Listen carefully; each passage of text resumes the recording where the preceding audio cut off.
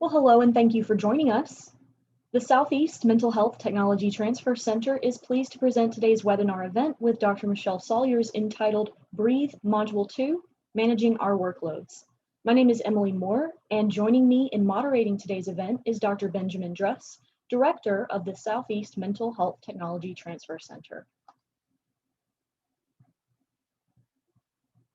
Please note that the work of our center is supported by a grant from the Substance Abuse and Mental Health Services Administration, or SAMHSA. Our center and the larger MHTTC network use affirming, respectful, and recovery-oriented language in all activities. The Southeast Mental Health Technology Transfer Center is proud to serve the 8 states in HHS Region 4. Our expertise in public health programs, systems, research, and evaluation provides a unique lens through which we can address mental health priorities. We encourage you to visit the Southeast MHTTC website to learn more about our center and upcoming events. A few important notes to review for today's event. This event is being recorded and will be made available on our website for on-demand viewing soon. We encourage you to share your comments throughout the presentation using the chat feature. Please remember to select Chat with all attendees if you would like to share your thoughts with everyone. We have allotted time at the end of our presentation to answer questions. Please submit your question using the Q&A feature at the bottom of your screen.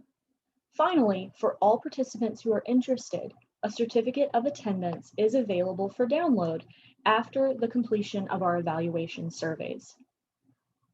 And without any further ado, I'm going to go ahead and turn it over to Dr. Benjamin Druss so that he can introduce today's speaker. Thanks so much, Emily. I am delighted to reintroduce you to Michelle Salyers, PhD, who is a professor of psychology at Indiana University, Purdue University, Indianapolis. She directs the ACT Center of Indiana, a collaboration of academic and community partners, including researchers, administrators, clinicians, consumers, and family members who share an interest in recovery-oriented, evidence-based practices. The overarching goal of her work is to help adults with severe mental illness live meaningful lives in the community. Her research addresses both consumers of mental health services and the providers of those services. She is increasingly targeting the interaction of consumers and providers, looking for the best ways to support relationships that promote recovery and well-being. Her current work involves developing effective ways to reduce staff burnout and to increase shared decision-making in mental health care. Michelle, we're really excited for your second talk today. Thank you. Great, thanks for having me back. So I need to share my screen and do the slideshow. Okay, here we are. So today's topic is on managing our workload, and it's the second in our series. And so I wanted to welcome you back. And we have a brief little poll so I can see who might be with us today.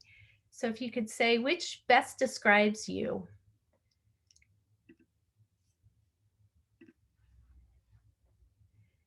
And then we'll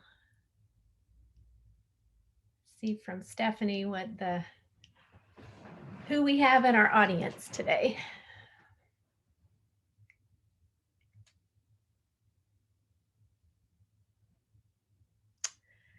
Okay, so about equal numbers of new people and people who were here last week, and a few of you who were here last week and tried an action step.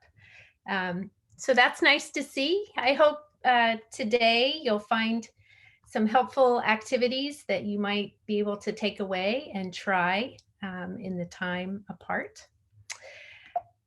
And to get back on my screen. Okay, so our plan for today, we'll start with a refresher contemplative practice. And since a lot of you are new, I'll go through some of the steps on a breathing technique that we can do, and we'll build on that with a mindfulness practice.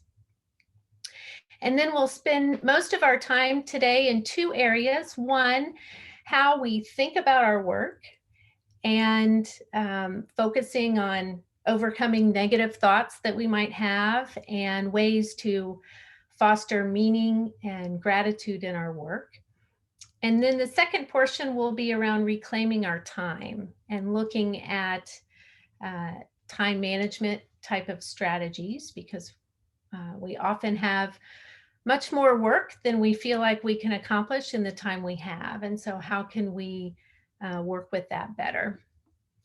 And then next week, for our final webinar together, we will focus on connecting with colleagues and how to help build supportive relationships and have difficult conversations that are often related to burnout and work stress. So some reminders.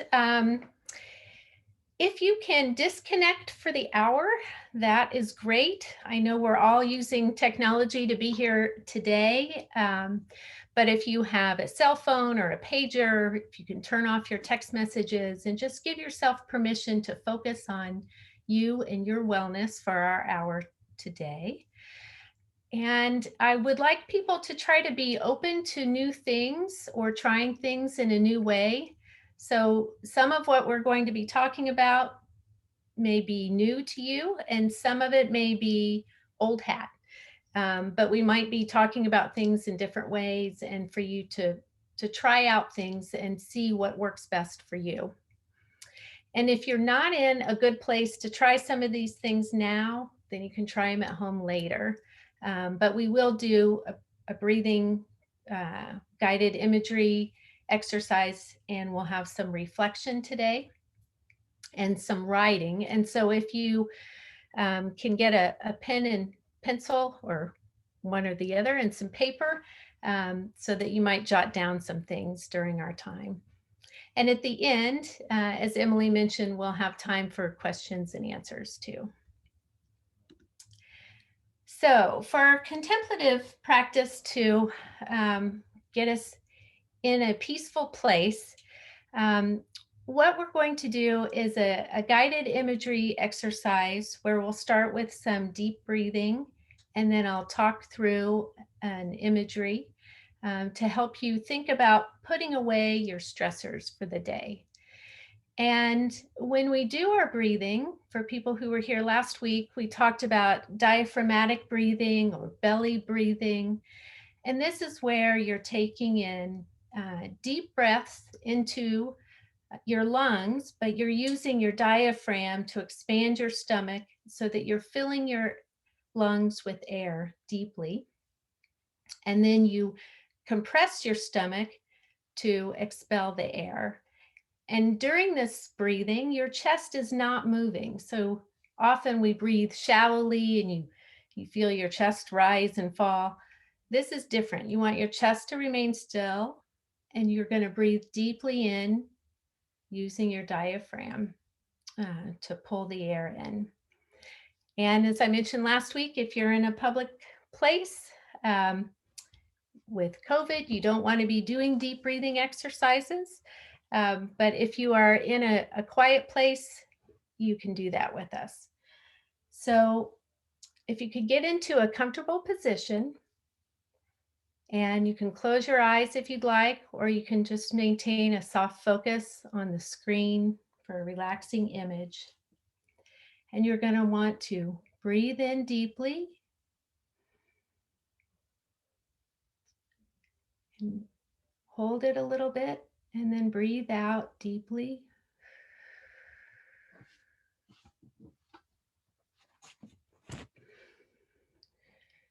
So take a few deep breaths, extending your stomach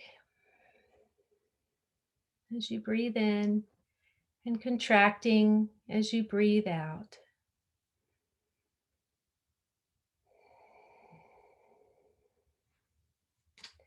Notice how your breath sounds as you breathe in and as you breathe out.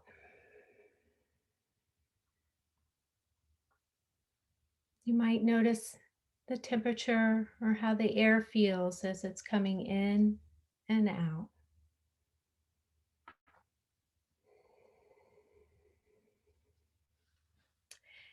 Now I'd like to have you imagine that you have a small wooden box in front of you. Picture its size, its shape.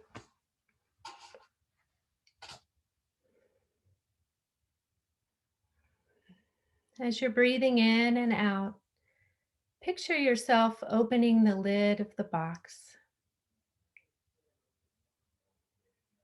and place into it all your worries and cares.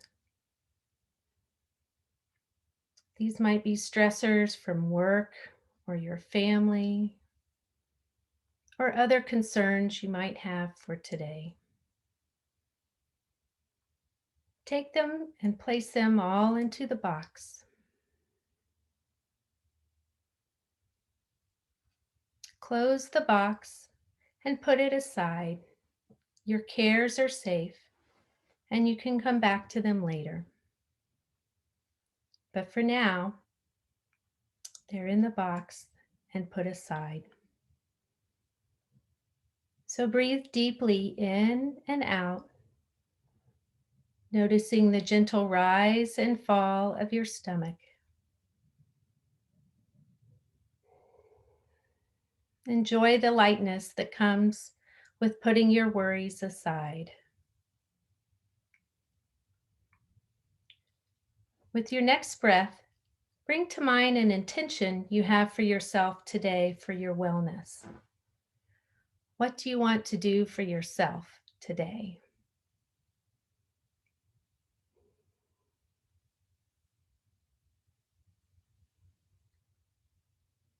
Then take another deep breath and join us again.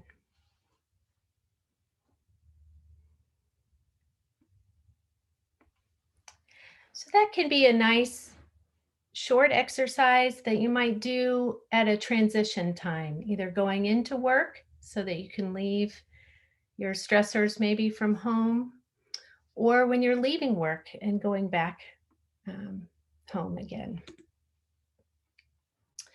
So now we'll move to our cognitive practices. And our first one is going to be focusing on how do we challenge our negative thoughts. And there's a long tradition from Buddhism and different religious traditions that tell us that who we are and what we are is based on how we think about things. And this is also common in art. So from Hamlet, there's nothing either good or bad, but thinking makes it so. And one of my favorite cognitive psychologists, Albert Ellis, we are disturbed not by things, but by the view which we take of them. And so most of our work in cognitive behavioral traditions have focused on this idea that an activating event triggers the activation of certain beliefs and thoughts, and then that's what leads to certain consequences. So it's not the driver who cut you off who makes you mad. It's your thought that that's unfair, or he's a jerk, something like that, that makes you feel angry. And when you can dispute those beliefs or thoughts, you can come to a new emotional state and feel differently. And so this is cognitive behavioral therapy all wrapped up in a little bow. But these are kind of the basic things that we can think about. And when we can catch ourselves having negative thoughts, irrational or stress-inducing thoughts, and recognize them, we can replace them with either more realistic thoughts or maybe healthier thoughts. And when we think about work examples, so one common service activating event, Joe, the client, is angry and he's made a mean comment and he's stomped out of the office. And so your response, you may think to yourself, I have done so much for that client and he's always complaining. And you could imagine how that might make you feel resentful or angry. But if you stop and replace that with a different thought, like, It's too bad that Joe doesn't seem to appreciate the help I give. You might feel differently. Or, looks like Joe's having another bad day. I'm not going to let that bring me down. So these are just a couple of examples that you might replace the thought, and you can see how that might make you feel differently than if you had the first belief. Another common thing that we see in mental health in our field is that it's difficult for us to take time for ourselves. We feel selfish because we're here to help other people. And so an activating event that you might have, you start to realize your signs of burnout are at an all-time high, and maybe your friend or partner would like you to take the week off of work, and you feel like, I can't do that now. I'm too busy. Other people really need me. And that belief might make you feel overwhelmed or burdened. So you might think, what are some other ways that I could think about this?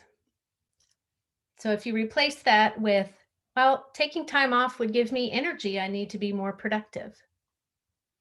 That might make you feel like it's okay. Or we all need time to recharge. This might help others make healthy decisions too.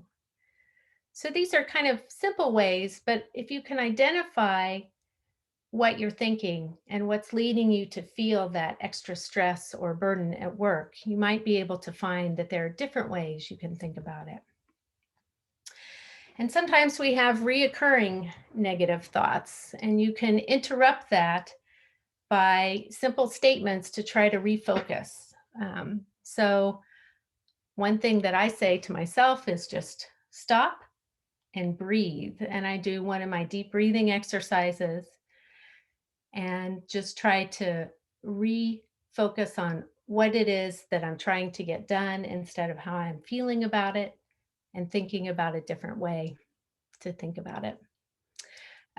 One of my colleagues likes to say to himself, well, if you can change it, why worry?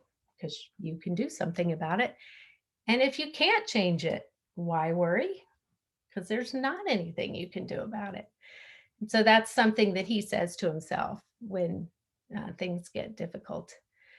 And another idea is just kind of refocusing on, is it really always this bad, or is this just a difficult moment? So those are different ways you might think about how you can think about your work. Another way, cognitive practice that is very helpful is to focus on meaning and gratitude.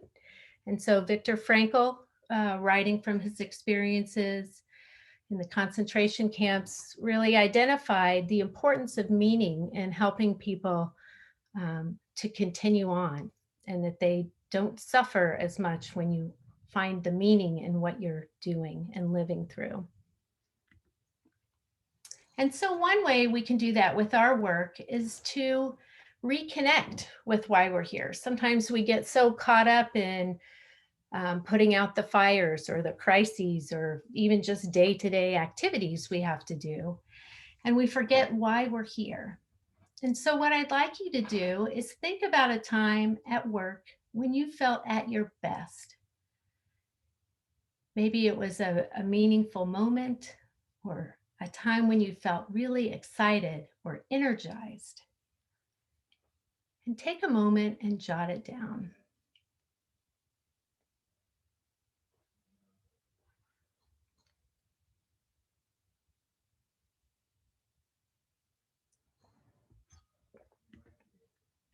You might think about what happened that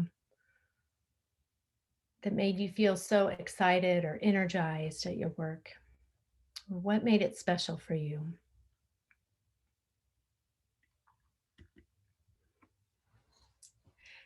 And if you might be watching with a colleague, consider sharing after the seminar.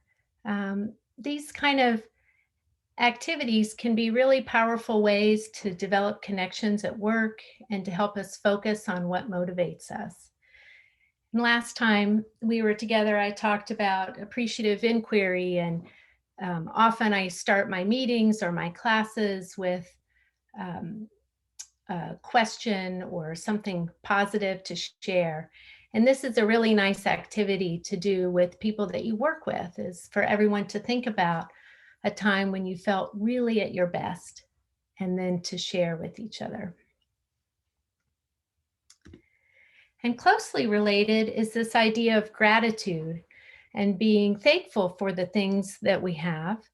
And there's been a lot of research on the role of gratitude and the benefits of gratitude. It's been associated with higher life satisfaction, more optimism, greater energy.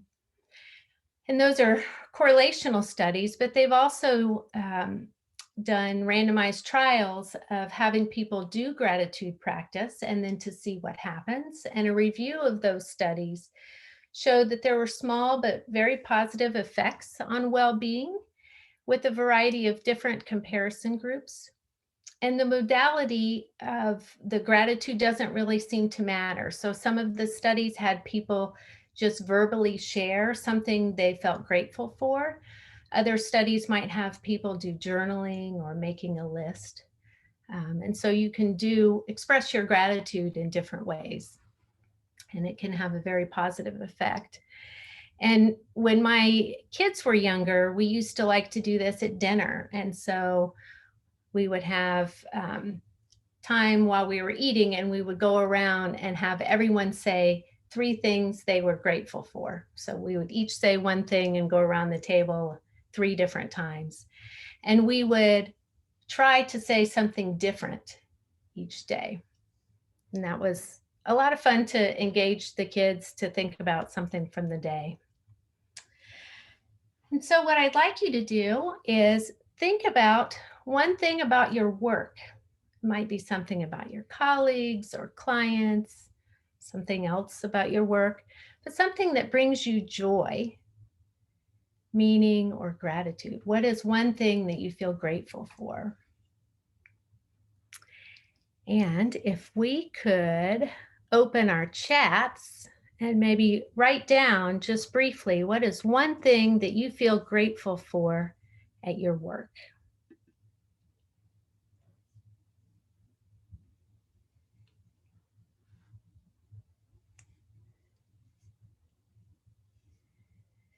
Great. Coworkers, air purifiers. I love that. Schedule, supervisors, option to work from home. Yeah, this is fun to see. Oh, someone has a window. That can make a huge difference. Oh, awesome coworkers. That's great to see. Well, keep sharing. This is a fun activity that you can do. You can also think about, well, what's one thing outside of work that you are grateful for? And you might jot that down just on your own. And you can try this every day for a while, doing the same reflection, but trying to think about something new. And you'll notice that you'll go from something general, like my coworkers or my family, to very specific things, like the smile that this person gave me this morning. And you'll start to notice more and more things. And so that gratitude can really build on each other. And thank you all for sharing in the chat. I love seeing those things. Okay. So shifting from meaning and gratitude, let's focus now on reclaiming our time. And time really is one of our most precious resources. The older you get, the more you realize if you had the option of earning more money or having more time, most people, as they get older, will think about having more time. That becomes really important to us. And so when we're thinking about reclaiming our time, we have some general goals in mind. One is to try to do less of the things that diminish you or take away from your energy, and do more of the things that you love and that renew you, and using skills and tools to help with both of those. And I do want to put a caveat in here. We'll be talking about setting limits and saying no. there are certain things in our jobs that we have to do to keep our jobs. And some people have more control over their day than others. But I think if you start to look at your life as a whole, your work and your home life, that you'll see you have more control over some of the things than you might even think. And so if you start looking closely at that, you could try to do more of the things that fulfill you and less of the things that take away your energy. So our major strategies for doing that, and I'll give some examples for each of these. One is setting compassionate boundaries and limits. Another is thinking about how you're going to organize your time so that you can make the most of it. And the third way is really changing your approach and how you experience time that can make a difference. So first, setting boundaries. You need to define what we call compassionate boundaries. And we say compassionate because it's sharing compassion for yourself when you set those boundaries. And you can also do it in a way that's compassionate towards the people you work with. And when you're starting to think about what boundaries do I need, you can think about, well, how much you work. So are you working 40 hours a week, 60 hours a week, 20 hours a week? Is that what you want to be working? And if not, can you cut back there? You might think about how much you integrate work with the rest of your life. And there's some research showing people are either integrators or segmenters. And I tend to be an integrator. And so when I'm teaching during the semester on Saturdays, I like to spend a little time focusing on my course. And then the rest of the weekend, I'm kind of free. And I used to love to take vacations where I would call them working vacations, and I could sit by a pool and work. And as long as I was outside, it felt like I was relaxing. And so I'm kind of an integrator person. But a good friend of mine is more of a segmenter. On Friday, she turns off her computer and her work, and on the weekend, that's for her family. And she doesn't like to integrate them well, and that works for her. And so you might think about for yourself, what works best for you and how do you want to set those boundaries? And then the last area is what you do with your work time. And so are there a lot of things that you're doing that maybe you could do differently or cut back on? And we'll talk through some of those things. This is a nice way to think about prioritizing your time and your activities. And this comes from Stephen Covey's work on highly effective people, the 7 habits of highly effective people. And he talks about dividing your tasks or your activities into urgent and non-urgent. And there are things that are important and not important. And so that first area in the upper left quadrant, those are the things like crises, emergencies, sometimes deadline driven projects where you know this is urgent and it's important. I have to focus on it. So this is a quadrant of necessity. Those are the things we have to do. If we go over to the right, there are things that are really important, but they're not urgent, and they often get put on the back burner. So something like exercise, that's really important for all of us, but it's not urgent. You could do it tomorrow or the next day or next week. And so often we put those things away for later. And what he says, those are the things that we need to focus on and put time in our schedule to do those things. We need to prepare and plan. We need to focus on what's important to us. But often those get put aside.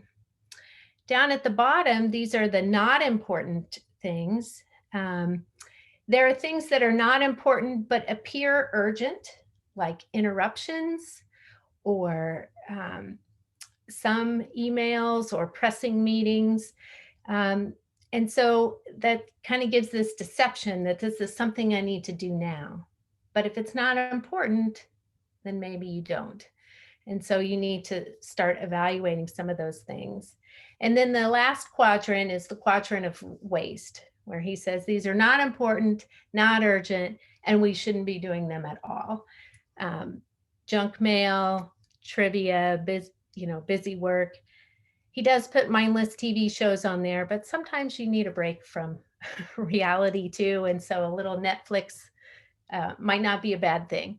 But if you're spending all your time doing that, you're probably wasting a lot of valuable time too. So those are ways to think about what you might be able to cut out or say no to. And one thing that I like to think about is every time you say yes to something, you're saying no to something else. So you need to choose wisely. And I think that helps me clarify, well, if I say yes to this new project or taking on a new client or doing something else, then what is that going to come out of? I have a finite amount of time. It might come out of other work activities, but often it comes out of my home time. So you need to balance those things. And saying no to supervisors and even colleagues can be really challenging. And so there are different ways to do that. Next week, we'll talk about having difficult conversations, but even some simple things you might think about. Supervisors often forget how long it takes to do things. And there's some research showing that the farther you get from an entry position, the more you underestimate how long it takes to do something. And so if your supervisor hasn't done this work in a long time, they might not get how difficult it is or how long it takes. They might not realize how many other things you have on your plate. And so being able to say, I know you want me to do this new thing. I don't know if you remember, I've got these other things, or I'm struggling with my priorities. Could you help me think about what could I take off my plate, or what can I put to the side so that I can focus on this? And that can help remind them what other things you have going on, and might be a way that you can ask for that. Another thing you might do is to say, I have been going to these burnout trainings, and we've been talking about work-life balance, and I'm trying to work on setting boundaries. And so I'm not going to be able to take this on, or I'm not going to be able to do this until I get something else off my plate, or until something else happens. And people, you'll be surprised, but people will generally respond to that in positive ways. Not everyone, but when you say that you're trying to work on something for yourself, and they can recognize that you really want to help out, but you also need to save time for yourself. So those might be some things to think about. Another place for boundaries are smartphones. And we really do have this perpetual work day that we can be contacted at any time of day or night. Just picking up your phone, you might see a message related to work, then your brain is focused on that, even though you were spending time with your family or watching TV or doing some hobby that you like. You look at the phone and now your mind is in another place. Some countries and some businesses actually have limits on when you can contact employees, like not sending emails after certain times. Most of the places here are not like that. And so you may get messages at any time of the day. But our research shows that some of the blue light that emits from our phones reduces our sleep producing hormones, and it can also have psychological effects. Just as I said, if you get a work related message and you start thinking about those things at work, then mentally your head's in a different place. And people who use smartphones in the evening tend to have less sleep and more fatigue, and they're more disengaged from work the next day because you haven't been sleeping very well. So that's another place you might think about boundaries. Our second strategy is around organizing your time. And so if you organize your time, you're setting goals, and goals make us more productive. So there's a lot of research on how goals can help motivate people. By organizing your time better, it helps limit some of your wasteful activities, and it helps ensure that you make time for meaningful things in your day. So scheduling tips, setting goals and prioritizing your activities. So for me, I have a to-do list that I look at every morning before I get started at work. And then at the end of the day, I look again and kind of reorganize things. And for myself, I have things I need to do today, things I need to do this week, and then things that are upcoming. And so I'm always looking at that and rearranging things. You might also use a weekly schedule or a monthly schedule and block out times for certain things. Depending on your job, you may be able to do that more or less. But in my work, I know that there are certain activities, like when I have grant reviews, I go in and for the few weeks before, I block out certain times so that I know I'll have that time available when I need it.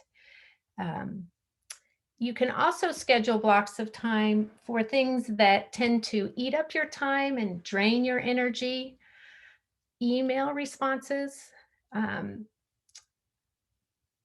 that's a big one. If you can say, I'm only going to check my email at certain times rather than continuously having them pop up on your phone or your computer, that can save a lot of time. And sometimes people solve their own problems through email. If you're not responding right away, they might figure it out later. So you can save a lot of time by blocking your time for email. Also, we'll talk about getting distracted. And so if you have it open anytime you're doing something, that is distracting you, and it takes you more time to get back to what you're originally doing. Same thing for returning or making phone calls. Now, if you're managing a crisis line, you're not able to do this. You need to take the phone call when it comes. But oftentimes, if you could let your phone calls go to voicemail and then you listen to them at one chunk and then return the calls at one time, that can save more time later. Meetings, that's another place where we lose a lot of precious time. We don't often have the ability to say no to meetings, depending on what your role is in an organization. If you can set certain things, you might think about setting a quota, like, oh, my meetings for this activity are filled for this week, but I could put you in next week.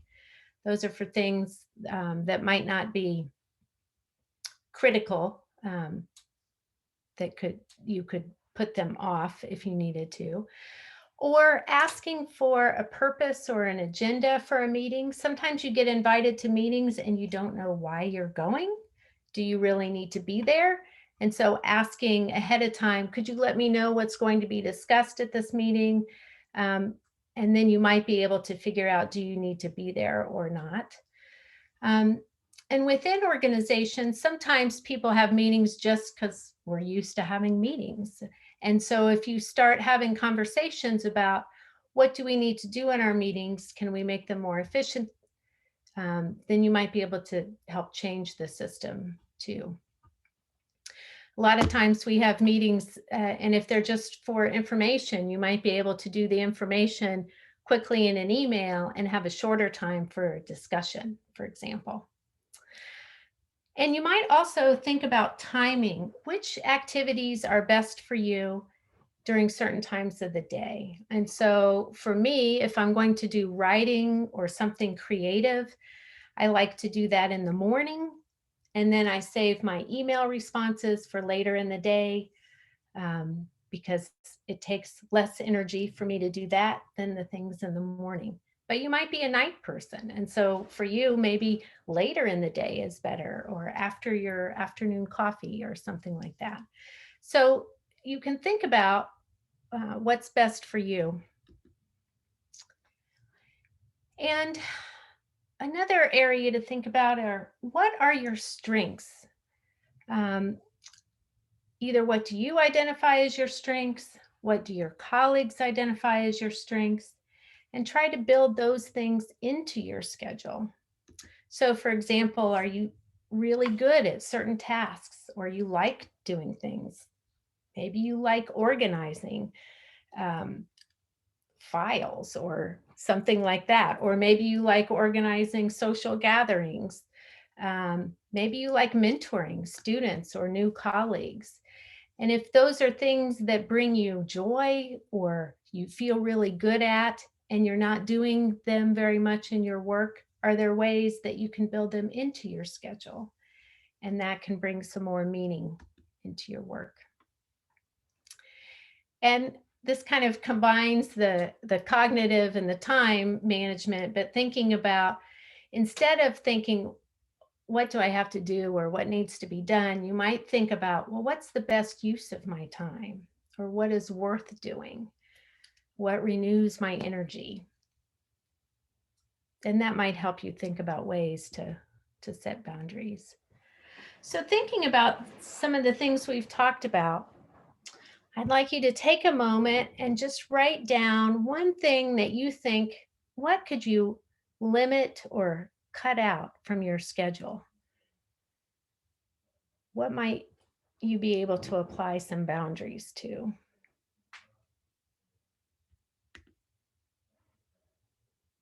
And you might write down too, if you redirect some of your time, is there an activity that you want to build more into your schedule? Something you would like to add or do that you might not be doing enough of, that would bring you more meaning to your work?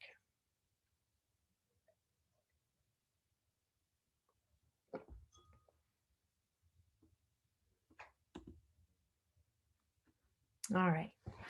So the last section today is to think about how we approach time and our experience. And we really struggle with multitasking as a society. It feels like it's getting worse too. And we have this myth that multitasking makes us more efficient. But the cognitive research really shows that when we do complex tasks at the same time or rapidly in succession, we're really less effective. And we're probably less able to focus because we've lost that practice. We have all of these tools that we use, and I can remember seeing my teenage kids doing homework while the TV was on, and they were texting and looking at their phone and trying to do all these things at one time. And we feel like we're effective, but we really aren't. And so what can we do to help our experience of time? One is being mindful. And mindfulness really helps us use limited time more effectively. And as we talked about last time, when we are slowing down and focusing on the moment, it feels like time actually does slow down. It feels like you have more time. And we can also think about the Snow White, and if you whistle while you work kind of idea with the dwarves, that if you think work is a drag, it probably will be. But if you can think about the positive side, it's going to be more positive for you. And the last one is intentionality. So we started today with an exercise and to focus on what's one thing you want to do to be more intentional for your wellness today. And we can apply that in many different ways, but we can often think in our minds, we can think either about the past, the present, or the future. And some of us tend to be more past thinkers, like things that happened to me, I should have done, I could have done. Some of us tend to be more future thinkers, always planning, what am I going to do next? And that tends to be where I fall naturally. But that takes time away from the current present. So if we're ruminating either on past mistakes or difficulties, or always anticipating the future, it takes away from the present moment. And so being intentional and focusing on the present moment is really a skill that we have to relearn. Some ways to do that. Remind yourself, you might just clear your thoughts to focus on the task right in front of you or the activity that you're about to do. So this next 2 minutes is for this particular client, and try to just push out the other stuff that's been in your mind. Doing some belly breathing prior to the next thing. So before you go into your next meeting or your next session with someone, doing a couple of deep breaths can help you focus and bring back that intentionality. Doing the imagery like we did earlier, leaving your troubles in a box or a briefcase. Sometimes people think about that. If you're at work, you might do that mindfulness activity and put your worries in your briefcase, knowing that it's there when you come back the next day. And finally, you might reclaim the least happy minutes of your day. So last week, we showed that survey that said how much time people spent in different activities and how happy they were, and commuting was the least happy. If you are commuting, you might use that time as reflection time or gratitude practice, and so that you can do something during that time that renews you or brings you that energy back. And this looks like a mess, but I love the bright colors. And it's a way to think about how do we focus in the age of distraction. And you can go up the little paths, and there's ritual habits you might do, having a healthy breakfast, going for a walk, habits that you do every day. You might think about, how do I manage my workspace? And many of us are working at home now. Do you have a little space separate from your living space? Different things like that. So this is just a fun thing that you can look at on your own time to see if there are things you might want to take away from it. So now we're at the end of our new stuff today, and I'd like everyone to think about and write down one action step. What's one thing you want to take away from today that you can incorporate in your life for the next week? And write it down. And just as a reminder, SMART goals are specific, measurable. There's something you can achieve. They're relevant to you, and they're timely, like something you want to do in this next week. So write down something that you want to try. And I'd like to encourage you to try it this week and see how it works. And when we get together next week, we'll have another check-in. So now I'll stop and we can turn it over for questions.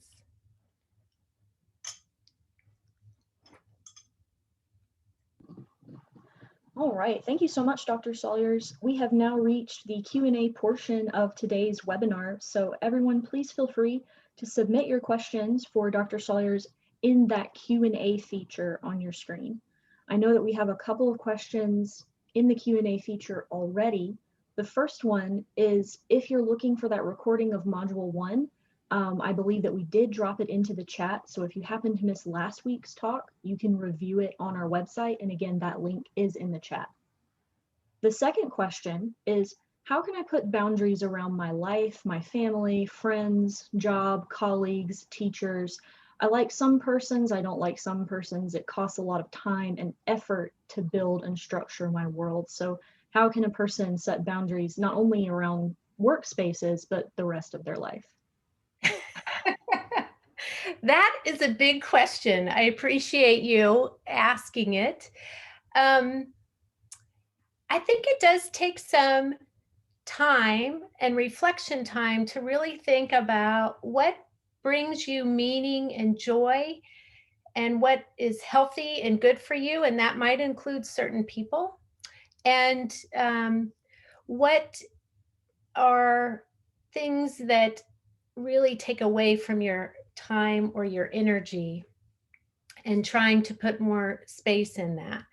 Um, one one thing that I have done before um, is to kind of take stock of all of the activities I'm in and doing and listing those out, and then I gave them all grades, like this is an A+ activity, I want to do more of it. I would rate this a C-. I don't really want to do this as much. And then I went through that to see, well, what are some of the things that I would rate a B- and below, and can I take those out some way? And can I do more of the A+ activities? So that's one thing I've done. Um, in terms of people, that may be difficult. It depends on who the people are and their relationship to you. But you might need to see people in shorter amounts of time if they're really draining your energy, for example. So those might be some ways to think about setting boundaries. All right, thanks so much. Our next question is also for the Southeast MHTTC, and it's when will we get a copy of today's slides? These slides will be available on our website along with a recording of today's talk in just a couple of days. So you can be on the lookout for that. And again, that's the Southeast MHTTC website. Our next question, how does Dr. Salyers handle negative thoughts that are reoccurring or persistent? Well, so I have done a lot of training in cognitive behavioral therapy myself, and I always think I'm very lucky that I had that training because I learned those skills. I do things like saying stop and breathe and focus. And if they're keep recurring, I try to think about where they're coming from and what is it that might really be underneath that's causing them to keep coming back. If they continue and they're really interfering with your work or your well-being, then seeing a therapist or a coach to really help you think about applying cognitive behavioral therapy to your own life can be very effective and very helpful. Yeah. All right, thanks so much. Our next question, I just started a new job and I want to do everything, but I cannot. How do I choose and not feel like I'm missing out? Oh, yeah, that is a good one. If you have a good supervisor or relationship with someone in the organization that you trust, that's been there for a while, and can talk to them about what are some good decisions you could make, or if you have a mentor to maybe a person who has given you advice even outside of work, and you might lay out, these are the things that I could choose from. What do I think would be the best for me? And it really depends on what kind of work you're doing. When I consult with new faculty, I think about, is this in your wheelhouse? Is this going to forward where you see your career going? And if so, say yes to those things.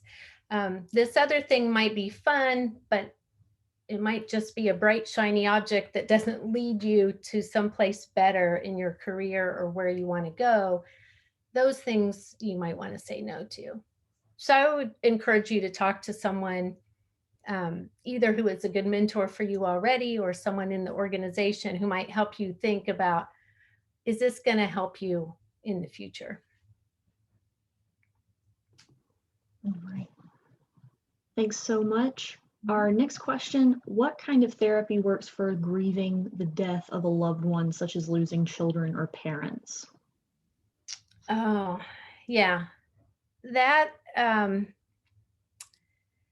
that is a natural process that we all go through at some point in our lives. Some people can do that on their own through support with loved ones. Um, some people go to grief therapy groups, and work with other people who've experienced similar losses, and that can be helpful. Or you might just find an individual counselor.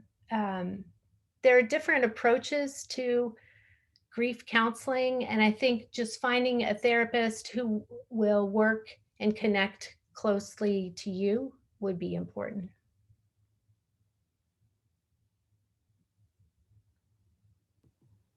Okay, still have a little bit of time left, so if anyone else has a final question, please remember to put it into the Q&A feature. I do see 2 questions about where to find last week's recording on the website. So you can find that on our website at mhttcnetwork.org/southeast. That is our center's website, and then you will be looking in the products catalog. So where it says products and resources, you will see the name of last week's, which will be Breathe Module 1, and you'll be able to find that recording as well as the slides in the product catalog. So it looks like, Dr. Salyers, we don't have any other questions and we are almost at time. Did you have any final thoughts or comments before we go on to evaluation? Oh, I just want to thank everyone again for your attention today and for being here together. And I'm looking forward to next week. So thank you very much. Okay, thank you. We're going to go ahead on to the evaluation portion of today's event. The Southeast MHTTC thanks you for your participation in today's event. We value your feedback and invite you to evaluate us today. Please complete a brief SAMHSA required survey by visiting the link presented on your screen. Completion of this survey will provide information to SAMHSA and assist us in planning future events. Afterwards, you will be automatically redirected to additional questions from the Southeast MHTTC regarding the impact of this event on your knowledge and skills. There you will have the opportunity to download a certificate of attendance for your records. Please allow about 5 to 10 seconds for your browser to redirect you. Again, our center appreciates your participation and feedback. Dr. Salyers, we appreciate you for this wonderful presentation and for answering our questions. We look forward to having you back for the 3rd module next week. And that will conclude today's presentation. Thank you, everyone.